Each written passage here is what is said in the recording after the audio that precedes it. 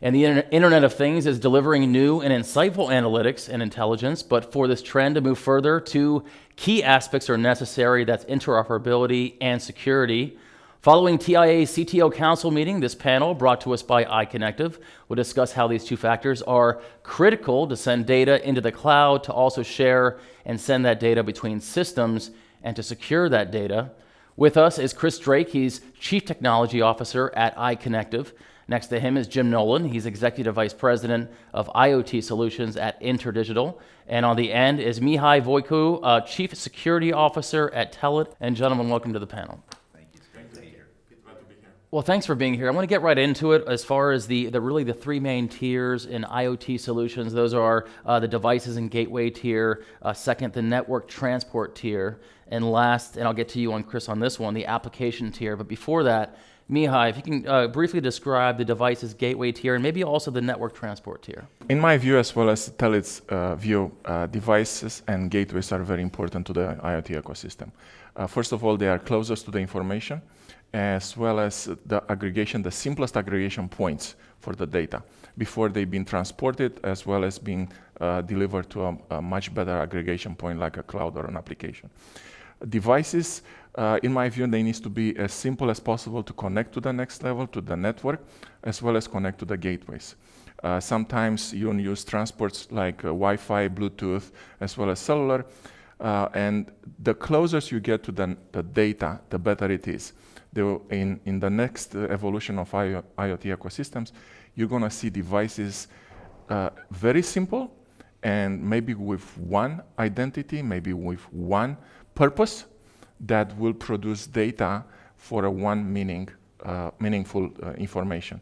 And I think if we move further into the chain, transport is becoming critical because it needs to absorb the amount of information that these simple devices will produce.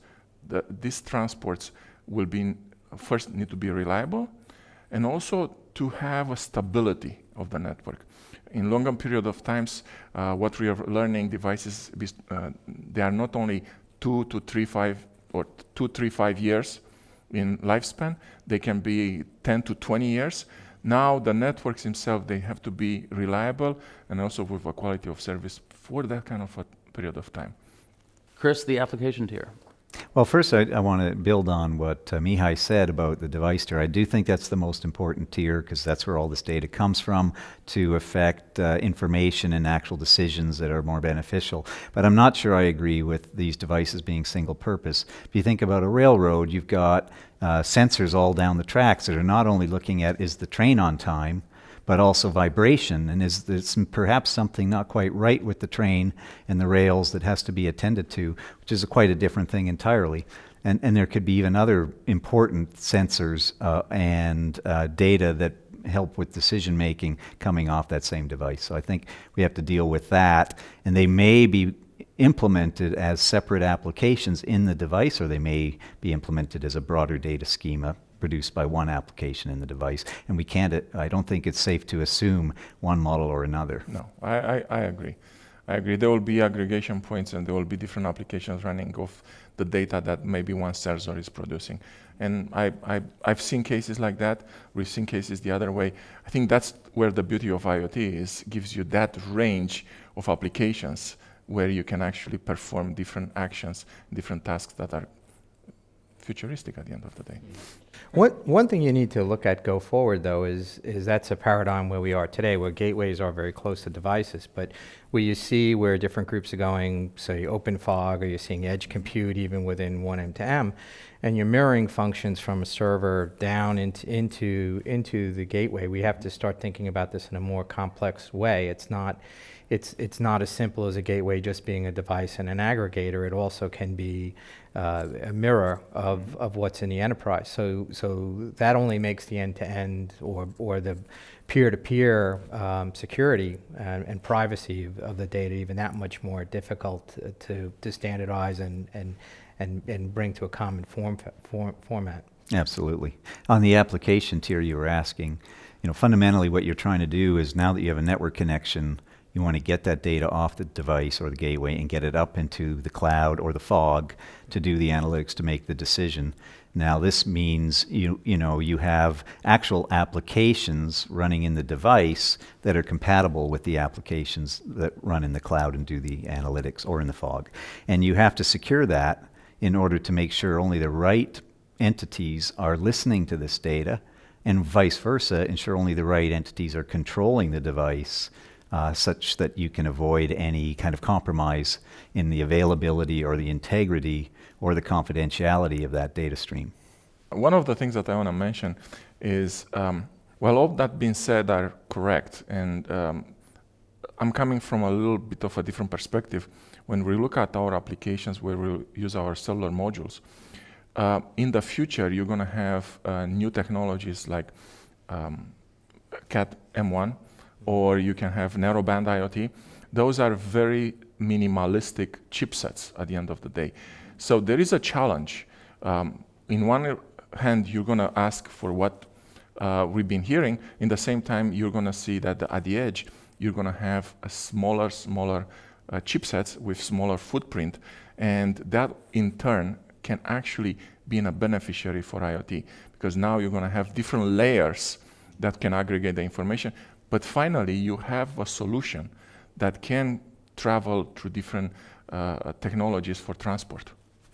Now, I totally agree with that, and it also implies that the cost of goods for getting millions of sensors deployed becomes more affordable, which is one of the things that the world of IoT, certain sectors of it are kind of subsidized fundamentally, right? And so when those subsidies kind of wane off, how do we keep going? And we really need to be conscious of the need to drive the price point down on the cost of the sensor array. Without that data, actually applications at a higher level will suffer, and we need that data, basically. Jim, I said at the top of the segment, there were two aspects to this segment. Security was one of them, interoperability was the other. In talking about these various layers, Mihai and Chris are going back and forth. How does interoperability play a role across the layers? Yeah, if you look at it, there are different standards being used at different layers, whether it's application, whether it's transport. And what you're seeing is there is a suite of standards that are currently used for whether where that data is, whether the data is in motion or whether it's actually stored in a database. So what you have is multiple layers of solutions and peer-to-peer from the different layers talking to each other, whether from the cloud to the gateway to the device. So you not only have to be able to be interoperable across those with the data and your control, but you also have to be able to support more than just cellular data. And the cellular is very important because, in fact, most aggregators, the gateways themselves, will collect the data from a cellular perspective. But we have to think about it in terms of more than just interoperability of those different protocols. It's what happens when we bring Bluetooth and all sorts of other air interfaces to the local level, and then how do we take care of that from a peer-to-peer perspective when the gateway may just be an aggregator to a cellular device. And then you have all sorts of different issues in terms of authentication, authorization. There's a lot of different things, and some of those things are solved within cellular systems and they're solved within internet protocols.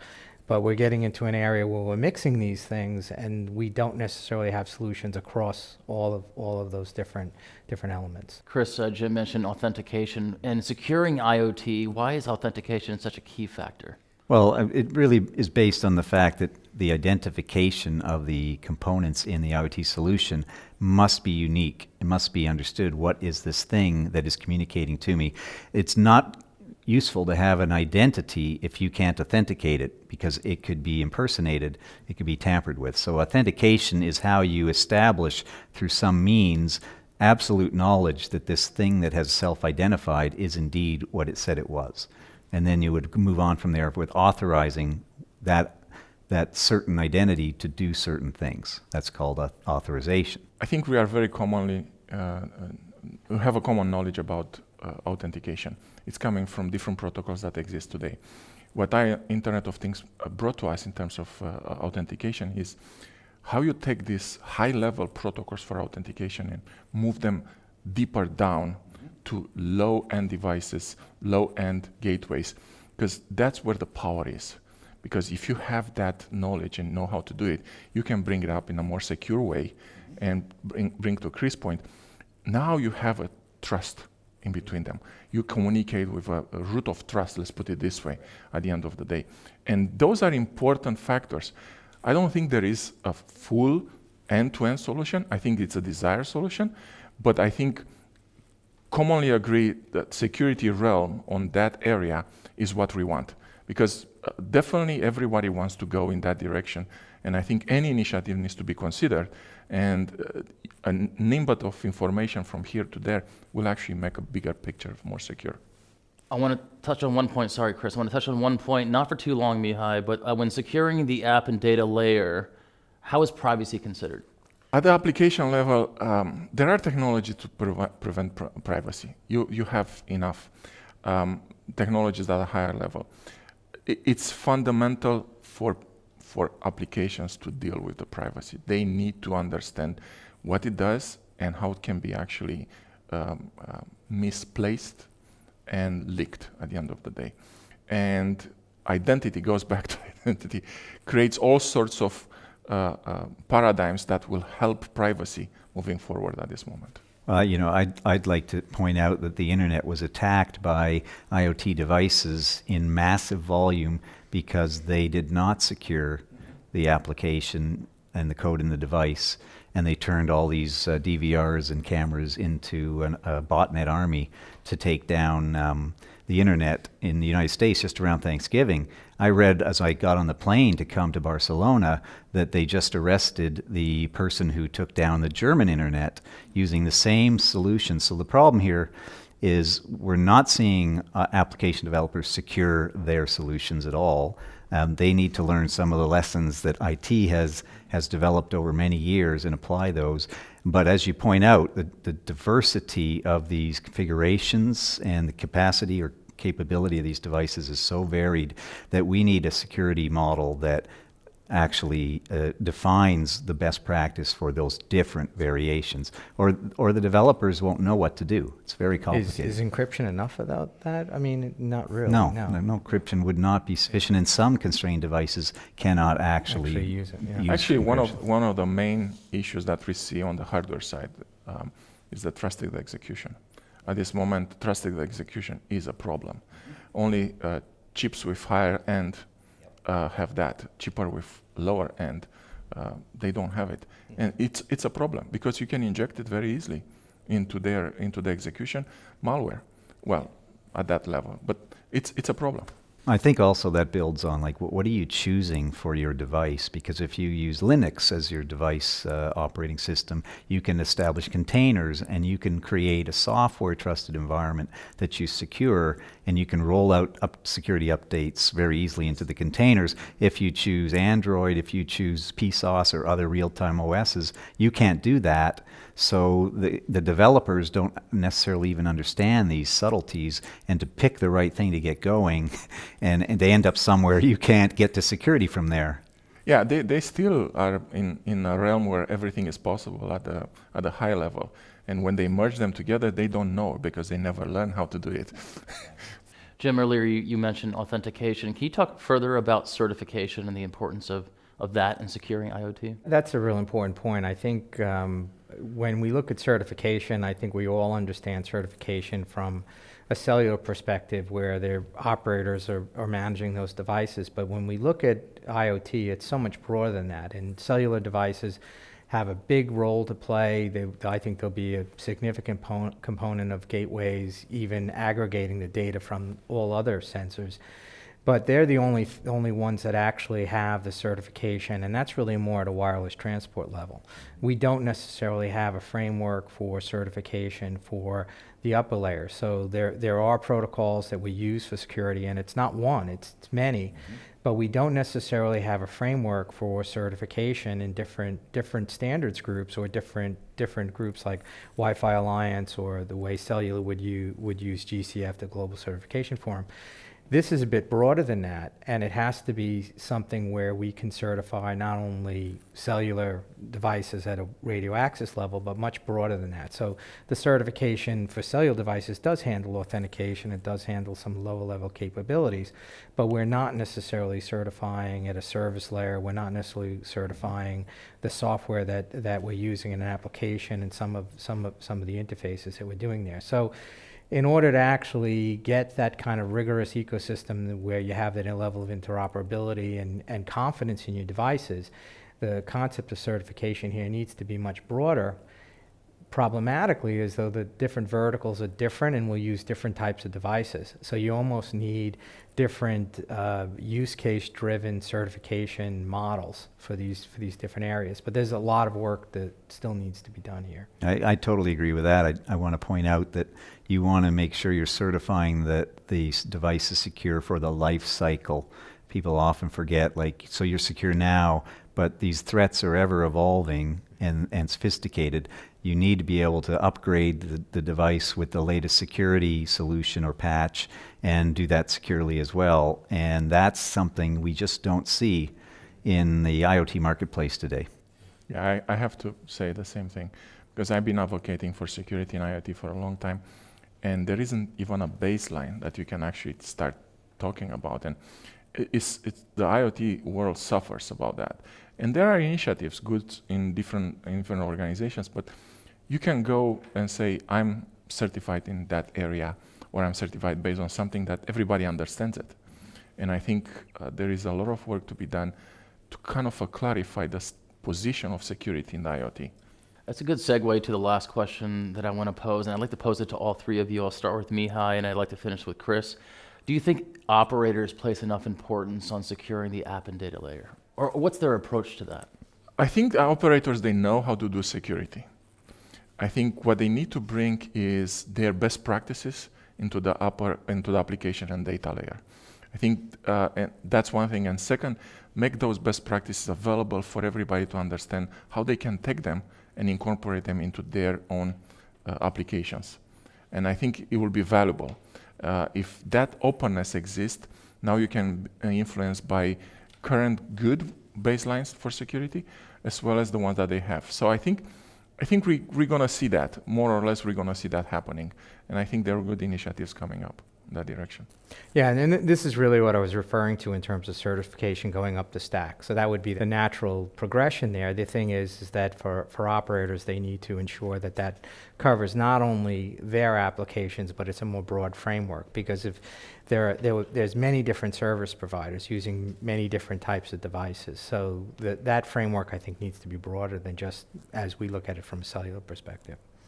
I think I agree. That's a really big issue, is that the operators are so cellular centric that they take good care of that network connection, and they somewhat ignore other means of getting on net, so to speak.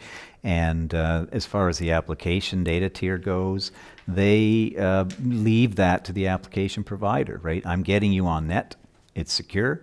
Now behave yourself, self-certify, and I don't think that's going to work. So we have groups like the Industrial Internet Consortium that have formed and want to see a whole security architecture at all layers and the ecosystem address that. Doesn't mean it's the operator that has to do that, but there would be a well-understood approach, a reference implementation, depending on the configurations that the right parties will follow. And I think that's really important, and we're starting to see repeatedly, thematically, them talk about securing the device, the gateway, the network, the app, and even the data within. And so I think we're going to get there.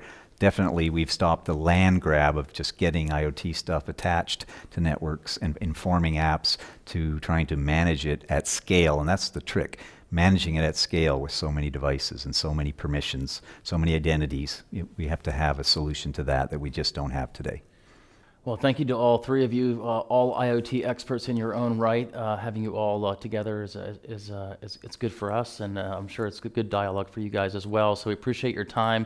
Chris, a special thank you to you for iConnect for sponsoring the TIA CTO Council meeting right here in Barcelona, Spain. So thanks for that. I know we all have a busy week coming up at Mobile World Congress. So Very. Thank you so much. thanks for being here. And thank you to our viewers for watching this segment of TI Now again here in Barcelona, Spain. We'll see you all at Mobile World Congress. So long.